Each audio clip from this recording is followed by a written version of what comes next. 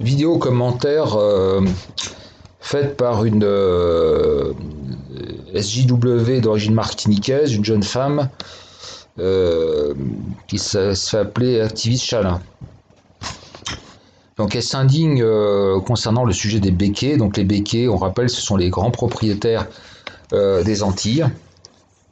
Ils possèdent quasiment toute l'économie des îles. Et bien entendu, ils étaient les employeurs des esclaves. Alors, voilà, donc elle rappelle ça.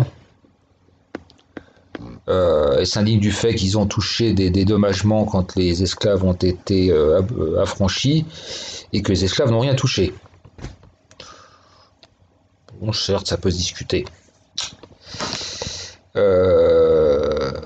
Enfin, moi personnellement, j'aurais rien donné. Hein, donc, ça, c'est clair que moi personnellement, j'aurais donné 0. Parce que je vois pas en quoi le contribuable français paye pour.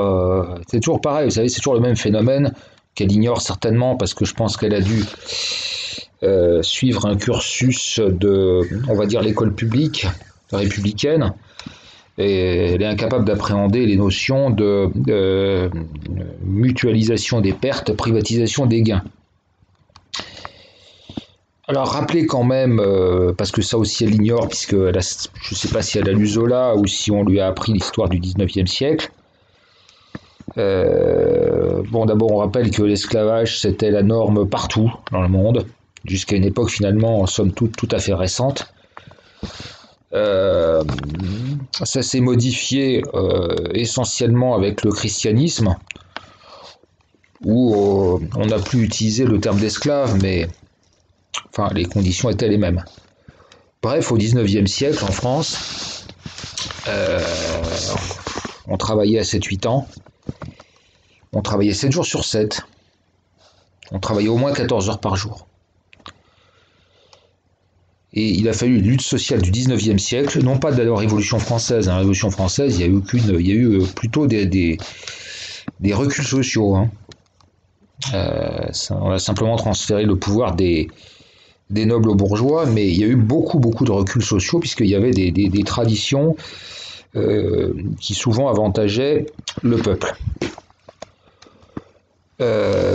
Donc il a fallu des luttes sociales pour en arriver où nous en sommes maintenant. Il faut savoir que, là aussi elle ignore, que tous les acquis sociaux qu'on a, on les avait obtenus par la lutte. Sinon nous en serions encore là. La situation était catastrophique et un médecin missionné en 1842, je crois, avait fait un rapport qui a fait changer un petit peu les choses, puisque la moitié des jeunes de 18 ans n'étaient plus en état d'entrer à l'armée. Là, j'ai mis quelques photos sur la réalité des choses, notamment la photo de 2 petits mineurs à droite. Des gamins de 12 ans. Voilà.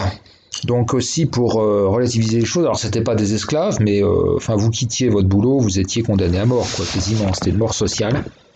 Et en fait, vous n'étiez pas esclave, mais on vous donnait juste de quoi ne pas mourir trop tôt.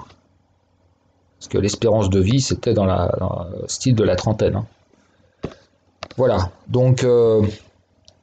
mais ça, elle l'ignore parce qu'elle ne l'a pas appris, hein, elle n'y peut rien, hein, elle a été à l'école publique, elle écoute de la musique, elle écoute des tutos, donc elle n'a pas trop le temps de lire et de se cultiver, quoi, donc ça c'est un peu embêtant, admettons.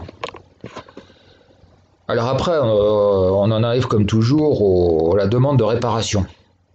La demande de réparation, d'abord quand on voit cette jeune femme, elle n'a pas l'air de pousser des wagonnets au fond d'une mine. Hein. On n'a pas l'impression qu'elle vive dans une misère absolue. Voilà, je vous invite à voir sa page vidéo. Les réparations, admettons, mais qui les paierait? Qui les paierait? Les contribuables français. C'est qui les contribuables français? C'est moi, entre autres. Et c'est moi dont les ancêtres au 19e siècle étaient comme sur ces photos. Voilà. Donc c'est très juste, hein. Vous voyez, c'est quand même génial. Hein. Alors ça, elle ne le sait pas parce qu'elle ne doit pas savoir ça, que Elle ne doit pas savoir que les grandes fortunes se sont délocalisées, que leurs ressources sont collectées dans des fondations et des sociétés écrans, et donc ces gens-là ne payent pas d'impôts. Donc ce sont les petits blancs qui paieront les dommages. Alors là, à qui cette jeune personne ne va pas au loin, ne va pas tout au fond de sa réflexion, on aimerait la préciser. Est-ce qu'elle inclut les armateurs qui ont transporté les esclaves? Est-ce qu'elle inclut les marchands qui collectaient les esclaves dans les ports? Est-ce qu'elle inclut les gens qui ont capturé les esclaves? Notamment les chefs des tribus qui avaient soumis d'autres tribus. Parce que là encore, il faut quand même parler un petit peu des choses. Les Blancs, ils n'allaient pas au fin fond de la jungle avec des perruques poudrées, des souliers à boucles, et faut pas exagérer non plus. Voilà, donc je voudrais bien qu'on remette un petit peu aussi l'histoire de l'esclavage, mais de A à Z. Voilà. Alors, au total, que dire? Ça dénote le beau travail de l'éducation nationale française. Bravo, ils ont réussi. Donc ils ont réussi à effacer toute mémoire, toute perspective historique. Et par contre, ils ont bien instillé le catéchisme gauchiste, victimaire, anti-blanc. Alors, je voudrais quand même parler d'autre chose, c'est que il y a quand même un climat très spécial aux Antilles. Parce que dans toute cette façade d'Amérique latine, il y a énormément de populations descendantes d'esclaves, et on n'en est pas dans ce même niveau de revendications et de choses comme ça.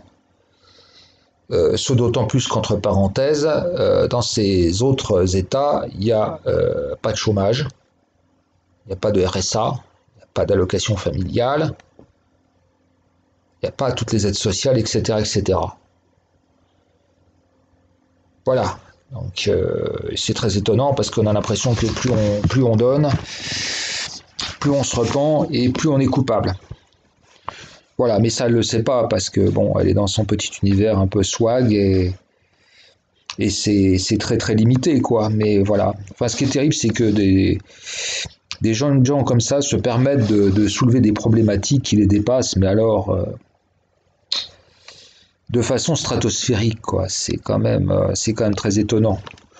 Bon, c'est pas spécial à elle, il y a énormément de gens de sa génération qui ont la vingtaine, qui se mêlent de politique dans différents domaines et qui n'ont strictement aucune base. Voilà, je voulais juste vous donner un petit peu ces éléments de réflexion et bon, le débat est éventuellement ouvert.